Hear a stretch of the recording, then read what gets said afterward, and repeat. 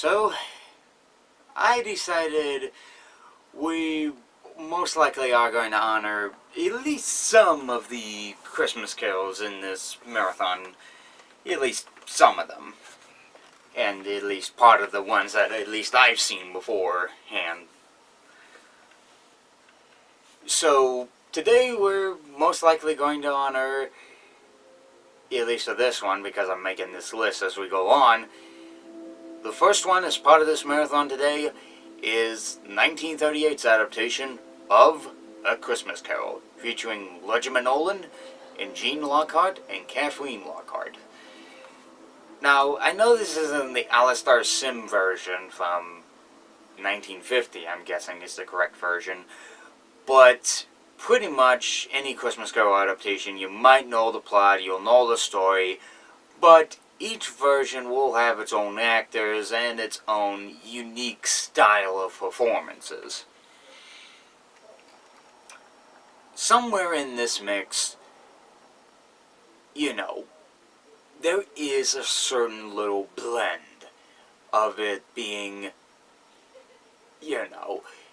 being very tasteful.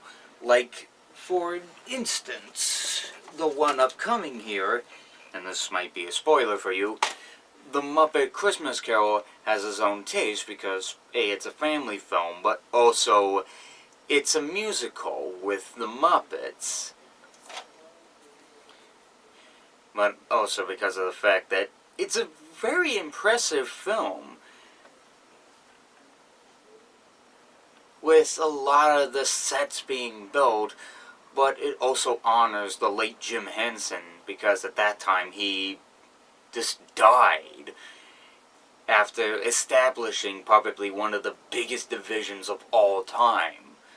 The Muppets. I mean, he created Sesame Street. He created, Muppets. He created everything up to that point. And this was the film that honored him. Well, not Christmas Carol for 1938, that film. But Reginald Owen's Christmas Carol, in that unique way, is probably the one that introduced me to other adaptations of Christmas Carol, like Scrooge, Mickey's Christmas Carol, which I was more familiar with because I'd watch that one every year. And there was other versions I watched, even the George C. Scott version, which I would later watch in high school. So, in this particular case, the, Reginald Owen, when I watched this one in 6th grade, and later on, somewhere around junior, senior year in high school, whenever I did the first marathon, might have been senior year, this was probably one of my few favorite ones to watch beforehand, before I watched Scrooge sometime around, I don't know, sophomore, junior year. It was a long time ago when I remembered high school. I usually try to think the last time I recalled those films, it's like a blackout for me, because high school is most likely the worst time for a lot of people. But Reginald Owen's version, I like the most, though it is different. They don't get up to, Scrooge's girlfriend or anything, which is a disappointment. But they do make it up in the end by at least dragging Uncle Fred to... Fred, what am I thinking, mixing Arthur into this mix?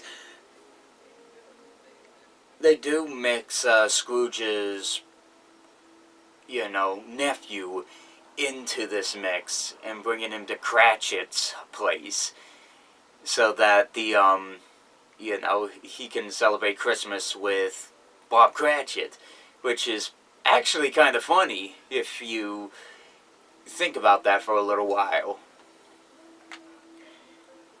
That you kind of take somebody you're familiar with and then take him to your worker's, own home. So, that's actually kind of funny, the more I think about it. So, pretty much, if you want to, probably look this up on DVD, or if you want to, check out Turner Classic Movies to see if the film's playing, which, to my credibility, I do highly recommend checking it out because, well, it's a really phenomenal classic movie, and for anyone who's into classic films from the time period of 1938 that this movie came out, okay, I got that right. This is probably one of the best classics that at least I've seen thus far. I haven't seen any of the older versions or silent movie versions of Christmas Carol because I haven't really found any of one of the older versions of it. I mean, the only other version of Christmas Carol that I have found on my DVR recorded last year was Scrooge from 1970. But I don't know if I'm going to take a look at that. I think the only thing I had in my mind thus far is this and Scrooged. But I'll considering maybe watching Scrooge sometime later.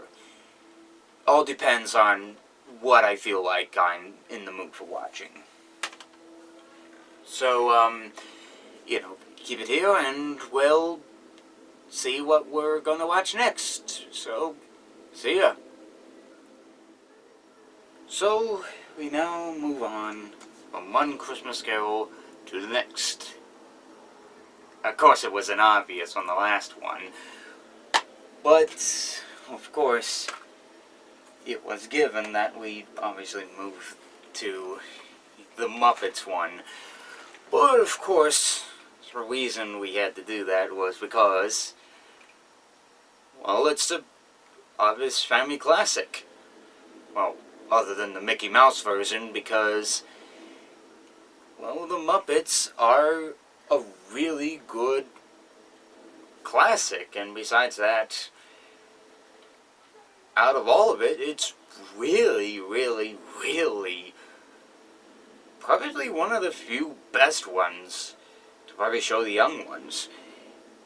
Ebenezer Scrooge is played by Michael Caine in this one, and out of all of it, the whole thing is a musical. And, well, for the most part. But in the story, essentially, Jacob and Marley, played by, I forget who the two Muppets are, basically warn Michael Caine Scrooge to that, he's going to be visited by free spirits, and of course he's reminded of his past and present and future and all, except there are a lot of things that they do tend to differentiate themselves from the other variants of the Muppets, or the other adaptations. One instance is that, how do I explain this one? It's been a long while since I remember a lot of the other variants, but the Muppet version that at least I watched was the widescreen edition and not the full screen extended edition, because they haven't released a widescreen extended edition on Blu-ray because, I don't know, Disney's just too lazy, or at least that they're too lazy to even do like some variant of it, despite the fact they've done it in the past with a Laserdisc edition of it, and even done once, I think, on home video, but I don't know, they've done it on Laserdisc, so why not on DVD and Blu-ray? And it's not even included as an extra, so that's why I still got the DVD here. But essentially the past has a very emotional scene that was cut out of the widescreen theatrical version. It's really emotional, it's really heartbreaking, and I'm sad to see that that song got cut out of the final version of the movie. But any of the other variants, pretty much, if you were to pin this one up with the George C. Scott version, I still love George C. Scott. I think that one's a bit more closer to it, but I think if you want one to either save on time or something, but still have the heart of the story in it, yeah, I think either Mickey Mouse or the 1938 version would definitely do the trick. But I still like the Muppet version, at least for the musical numbers. Because, you know, they're pretty catchy, and you'll definitely want to pick up the soundtrack afterwards. I mean, most definitely you will after you listen to them. I mean, I'm still, in my mind, thinking of Thankful Heart after I'm actually talking about this right now. So, pretty much, it is recommended. It's really, really highly that you pick this up. Or pretty much if you want to go see this on HBO, because I think the last I checked, this was playing on there. Or it's probably moved over to Cinemax, but I really don't check that channel that often for Muppet films. I mean, the last I checked, they were playing The Great Muppet Caper. But we're not talking about the other Muppet movies, we're talking about this. But I think we're done here today. So this was a completely and utterly short episode, but I will guarantee you that Spotlight Friday will be longer than expected because, well, it is the final 3 episodes. And I think I know which 3 specials I'm going to talk, or 4 I'm going to be talking about. I really wanted to talk about Scrooge today, but since I'm low on time, I think I'm going to have to talk about Scrooge tomorrow.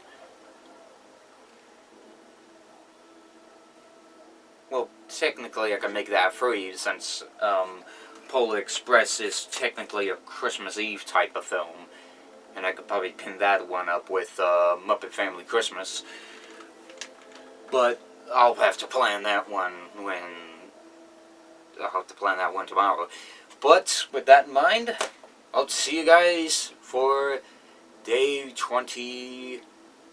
Well, technically it's the 23rd day, but it's the 26th. So, see you guys tomorrow for the marathon.